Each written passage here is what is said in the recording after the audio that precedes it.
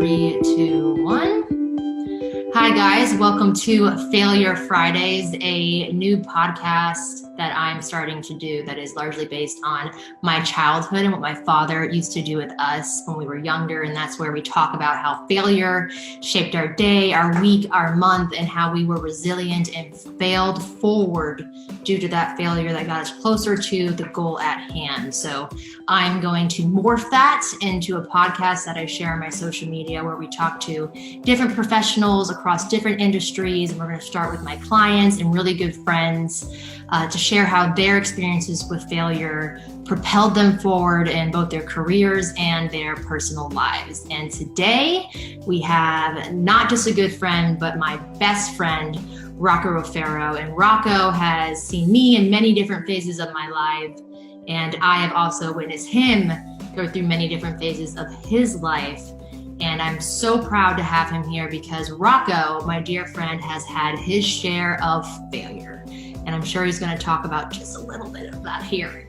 But today he stands in front of us virtually in the form of an artist, a creative, and a professional how do I say it, Rocco? Cinematographer. That's a hard one. So Rocco, why don't you tell us a little bit about what made you choose this career path you are currently in? How did you get here? Great question. First off, I appreciate you, Kendall, for bringing me on your podcast. As you know, failure is right around the corner for me all the time. So I guess first off, what do I do? I'm a cinematographer, make commercials for brands, growing them from start to the video that you see in front of you that you click on. So started out in 2012. My brother owns a pretty big web develop company doing mobile apps and web develop in Boca Raton. I started by just getting a check and saying, middleman this deal and make a little percent. So I started on the business side. I didn't really know what I was doing at all. Just hopped in and started like that. Then I started kind of seeing really like what I fell in love with about my craft. I fell in love with editing. I love music. I have rhythm. And I think from there I started realizing just the beat of I'm a big storyteller, as you can ask Ken. Yes, and I exaggerate my stories. So with that said, it played perfectly into storytelling with video. It took, I would say, about a year for me to understand that this is actually something I wanted to do.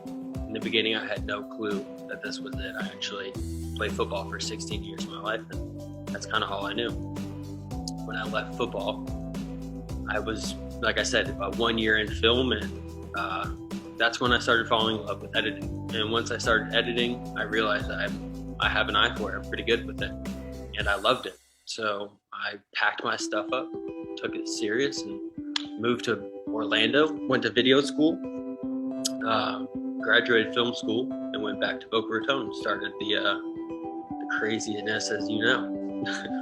Yes, very crazy. And I remember you, after football, having a period of like an identity crisis of what's going to be my new football. If the next level is not going to be for me, what is my next level? What is it? What is going to compare to the thrill of football?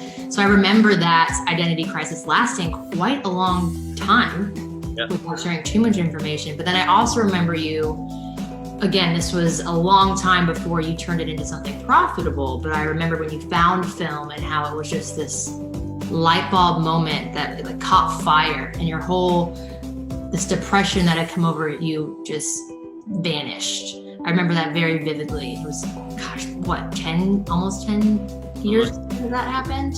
Yeah. But let's get back on track. Do you remember the first time you failed in your professional career and how you reacted to it? Yes. I would say there's many failures, but the very first big one, I would say, as I said, I didn't do all of the areas of video production. I wasn't comfortable with wasn't comfortable landing a really big project and going off and shooting it. So what I was comfortable with doing was hiring out certain people for certain areas. And so that means I have to spend a lot of capital up front to be able to get the correct people, to get the proposals. I didn't know how to do anything. So I put out a lot of capital on this one project for about 3 weeks. I'm like shivering, it's crazy. But I put out a lot of capital for about 3 weeks, and I was paying rent. And this was probably like, 2 years in now. And I'm doing it, but it's not like where I'm just surviving, and I put all my money into this one gig. I don't know if I should say the name of the company, but they're a big franchise. They're in 15 countries. It was my first biggest gig. It was about $30,000 to contract. And the guy brought his board in, flew his board in. I explained everything, the video pitch and everything. He was like, Rocco, he brought me to the room. He said, you did great. I love it. He's like, come in Friday, we'll give you a deposit. I was like, this is a life-changing experience. I was like, wow, this is it. And I come back Friday, and he was like, listen, like, basically where you are within your company and where I am with mine, I can't take a risk. And he was like, you remind me of myself, just keep going, like, you'll get it. I put in like $3,500 of my own money, and I was late on rent. I was breaking up with my girlfriend. I was losing my dog. It was a lot. And I lost that gig. And when I lost that gig, it just felt like, I don't know, everything I was working with just kind of fell apart. So I regrouped. I didn't really know what to do, where to go. But I went back home, which was a huge failure for me. I'm full-blood Italian, and there's just a lot of pride, I guess, with that. And going back home was a horrible failure, at least at that time, is what I thought. Now it's completely different. Now I see that it was so meant to be. I had to take a step back to take a jump forward. That was like where my most precious moment of my life ever happened, was in that 1 year of me staying home. I found God. I found myself. I realized that I was in the most perfect position in life that I can ever be in. And speak more on that. Why was going home considered a failure for you? Yeah, my family is all entrepreneurs. If they're doing it right or not, they're out there getting it. And I think it was just the pressure of what the norm is in this world, at least with my family. Meaning, once you're out of the house, you leave college, you start a company, you do whatever you do, but you don't come back home. And I know a lot of my friends do come back home, and it's not a big deal to their families or to them. But to me, it was huge. I never was mediocre at anything I did in life. I was always, if not the best, one of the best. And I don't know, dealing with failure was something. Comparison, I think we call that. What was that? The dangers of comparison. Yeah, I agree with that.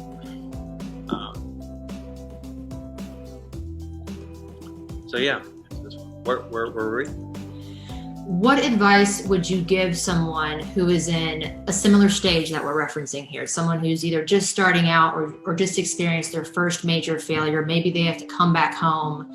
Maybe they're sent backwards 5 steps, and it just seems like it's rock bottom. What advice would you give them? Maybe advice that you wish you would have taken in the same scenario.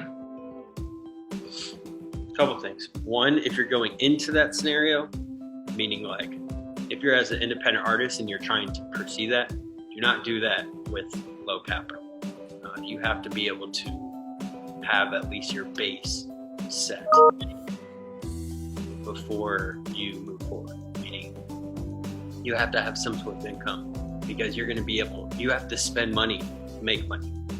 When you're brand new, you don't have a reputation, you don't have a lot of capital. It's like everything's fighting against you. So that's one. 2 is, if you do fail and you go home or whatever, you get kicked out of your place, you get an eviction, whatever it is,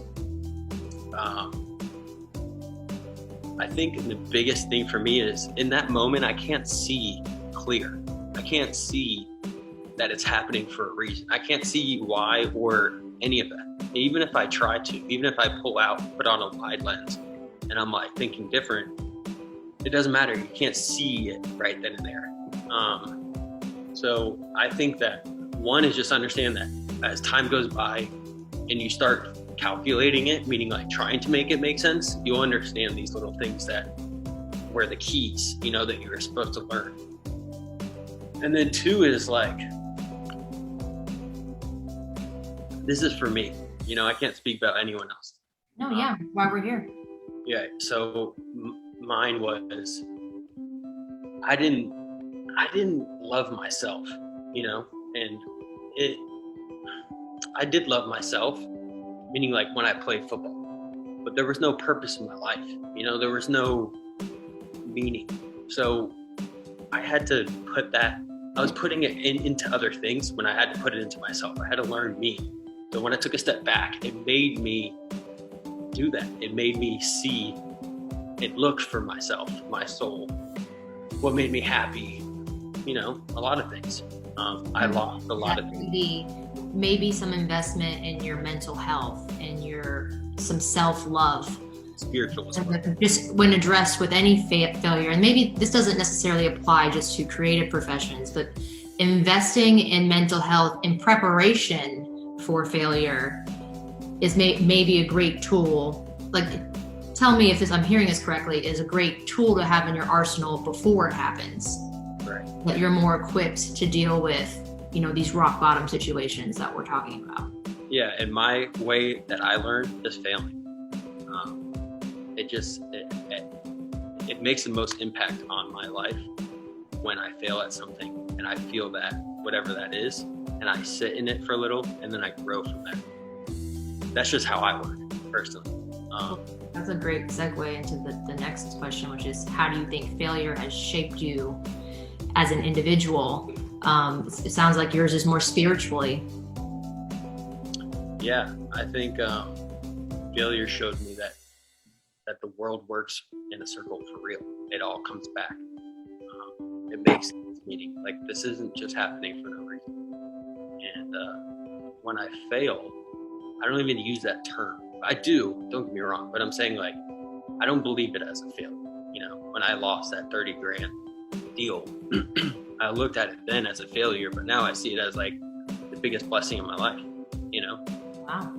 I learned things that I would have never thought I learned about myself. It was beautiful. So yeah, that's kind of like where I'm at with failure, at least currently. Yeah, I think for me, failure has always been a really great way to not necessarily get rid of people, because I'm not going to sit here and lie to you and say that there's not people in my life that let me down during times of when I failed, but it has definitely caused me, I notate things. You find out who in your life has a really valuable placeholder when you really screw up, and who stays there, or maybe is angry with you but still contributes to the relationship, contributes to your mental health, contributes to your comeback, encourages you. And I know for me, you were one of those people for me when I experienced one of my rock bottoms, and I hope that I was one for you as well, and one of your many. You already know. But yes, 100%. I think that happened with my life, with my family as well. Just kind of seeing things evolve into what they really are. You know, and I think it's from the failure, at least for me, that I got to see what was real and what was not. Meaning, when people jump on the bandwagon because I shoot Travis Scott, and then everybody is like, "Wow, you did that video? I knew you were gonna do this. I knew you'd be this big." You know, I get an investment group that gets involved with me now, and they're like, "Oh, I knew you were gonna do this great stuff." Da, da, da. But when you fail, incredible shot. I wonder if we'll be able to somehow attach it to this video when we post it, because that's probably one of my favorite ones of yours that you've shared with me. It's just kind of one of those like boom moments that you want to play when you're working out at the gym or something like that. But so let's get to the last question, and you can use the same example of failure, but I know you just have so many valuable, and I'm joking when I say you have so much failure, but you've had so many opportunities, because I look at failure as every time I've experienced real true failure where I've cried or I've fallen out, one thing that has always held consistent in my head, that I've said in my mind since I was a little girl, was if this is really bad right now, it means things are going to be really good really soon. Give us an example. Try to make it different than your first one. That was an example of failure that propelled you forward, that still resonates with you today. And how did it propel you forward? What did it lead to that brought you to a next level? Personal, professional?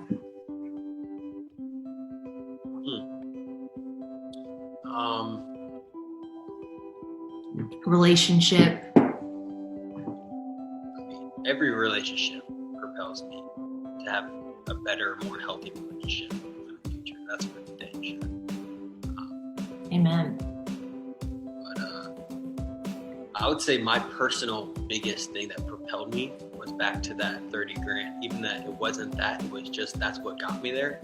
But the moment that I ran, that I started running in my life, I was 25 years old. And that gave me a sense of purpose and direction that I've never had besides football in my life. It gave me a clarity in my head. It let me speak with myself in the most clean environment. Plus I was working out and running that I ever had. And I had this most beautiful spiritual moment in the woods one time when I was running. I guess I won't get into it crazy, but I remember you telling me about this. Yeah, it was God. It was something that was bigger than me. You can call it whatever you want, but I call it God, but I would too. But there's this moment of my life that I was at the lowest, like I told you. I was running every day. This was maybe a week into running. When I say every day, I mean for like 2 years. But I ran for a week. This is when I first started. I ran into the woods and the whole thing was shaded, and I was going through it. Like I just broke up with my girlfriend for 3 years, broke up with her. I lost my dog. I lost my business. I moved back home. It was just, everything was just boom, boom, boom, boom, all at once. And I ran into the woods. I'm crying, because my life is just like crazy. I'm 25 years old, not doing what I need to do. I was just on like the top of football, and now I'm on the bottom, living at home. And I run into the woods. It's completely shaded. I'm just bawling, like looking at the sky. And I remember falling to my knees and like closing my eyes and like feeling this warmness on me. And I don't know what it was, but it was like warmed up from my feet to my head. And I opened my eyes and my hands were above my head. Like, I know this sounds weird, but it was just this moment of like, where unconsciously I just started saying like, you're okay. Like, you're exactly where you need to be, you're okay. And I didn't even think about it. It was just repeated. And I felt like so lifted and light after that moment, that I knew that like in that moment, that like it made sense to that point. I just spent 16 years in football and I only loved that game. I didn't know anything else. And I just failed in the next thing I did. And it just gave me such clarity that you just got to keep going. No matter what kind of failure comes at you, you have to keep going. If you love it. If you don't, then jump the fuck out right now. Don't get into something else, because it ain't gonna last forever. And you're not gonna be a happy, quality life. So that's where I'm at. I want a quality life. I want to be able to live for the good, for the pure, for help. And I think that's awesome. And I tell, like, if you just compare the Rocco that I met junior year in high school to the Rocco now, I mean, it is, I call you so Miami because it's just like totally different people, but it's in a beautiful way too, because I've never met a man so just emotionally in touch with himself, and that did not happen overnight. That definitely took you years and years, and whether you acknowledge it or not, it is definitely correlated with the amount of trials and tribulations that, whether it came into your life by chance or based on your own actions, because we're definitely going to be accountable here when we talk about failure. A lot of it was because of mistakes you made. And, but I have seen you overcome odds that would have put most people away for good. And you're truly so talented at what you do and so creative. Something that when we were in high school, I did not look at you as a creative person. I did not think of you as an artist. That wasn't who Rocco Roefaro was. And to see you just grow into this spiritually in touch, open-minded, emotionally available, hell of a talented artist today. It's just, I'm honored to have you in my life. I'm honored to have you on one of my first Failure Fridays, and I can't wait for all the years to come. Thank you so much for being here with me today. Truly appreciate it, Kendall. I love you, girl. Love you too, Rock. Go kill it. All right. There you go. This is Failure Fridays, and I hope everybody has a blessed weekend. Stay safe and fail forward.